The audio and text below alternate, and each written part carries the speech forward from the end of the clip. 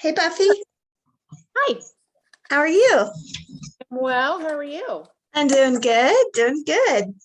I really appreciate these last 12 weeks, and it's gone by so fast. It I goes can't, by so fast. And, it's kind of really just an opening into your journey moving right. forward. And so, what I hoped you gained out of it is maybe clearing up or releasing a little bit of the grief that may have just been sitting there quietly, Mhm. that usually doesn't present itself until the right moment, or until you kind of knock on the door of it and make yourself think about something related to Mhm. grief and losing a loved one.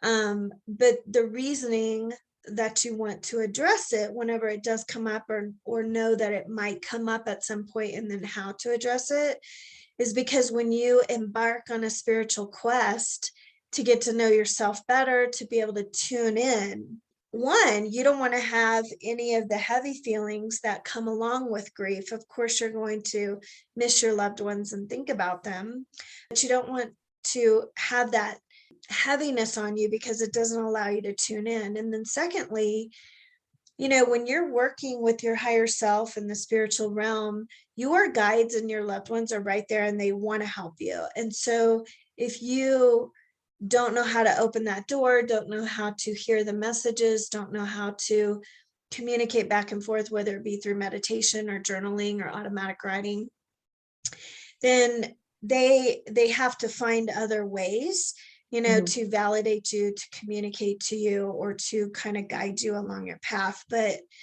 if you're familiar with the basics, like your chakra system, knowing how to do a light meditation, or just to get into a higher vibration through yoga, and being able to recognize when you're feeling or hearing or sensing them around you, Mhm. the information is communicated so much easier and faster that you don't really need any tools. I mean, the more you practice, the more you'll get to a point where your feeling or sensing or knowing just happens automatically. You don't have to get a pendulum out, or a crystal, or essential oil, or go into meditation, or do your prayer work.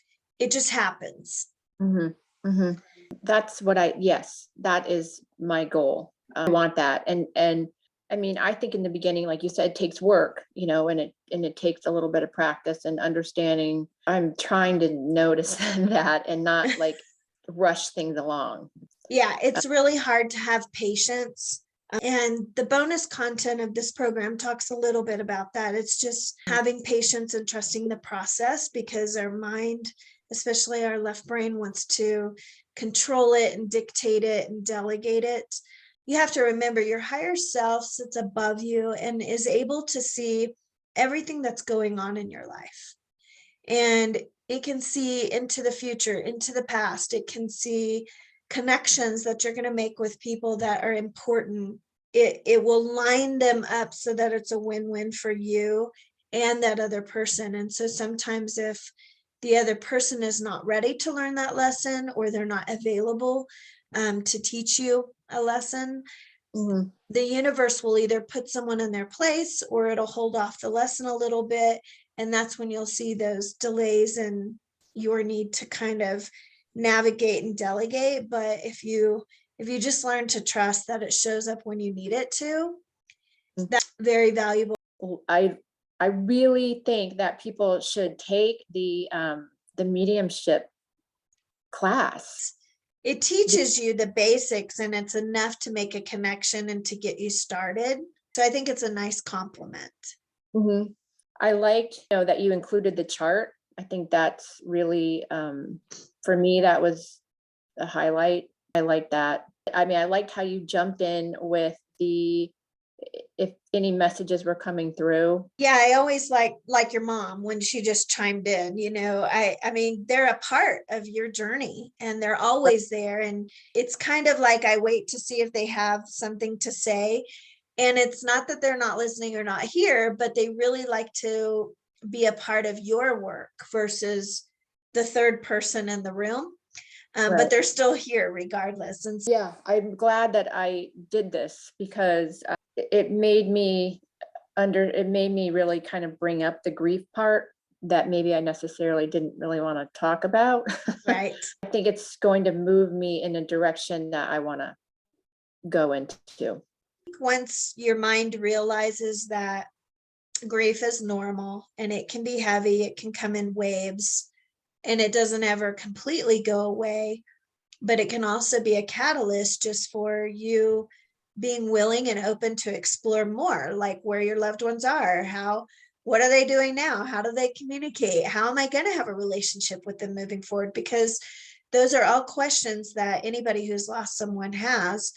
But when they're in the heavy grieving stages, they don't think about that. They don't want to think about it. But when you're at a point where you've moved through a lot of the stages and you're just kind of, okay, now what? This gives you a little bit more meat and potatoes of, okay, well, how can I communicate with them and move forward with them instead of feeling like we're never going to see each other again, or it's a finale ending, or, that it always just has to be sad whenever you think of your loved ones. Mm-hmm. So I think a program like this does allow you to open the door and move forward with them side by side instead of feel like it has to be this way or that way. Right. Yeah, no, I think that's great. That's perfect. It doesn't have to end, it doesn't. No, it continues. It's just a different way. It's like when your kids go off to college, they're out of your house, you're still going to have communication with them, but just not as much and not in the same way. So your relationship just changes. It doesn't end. Mm-hmm. Exactly. Perfect.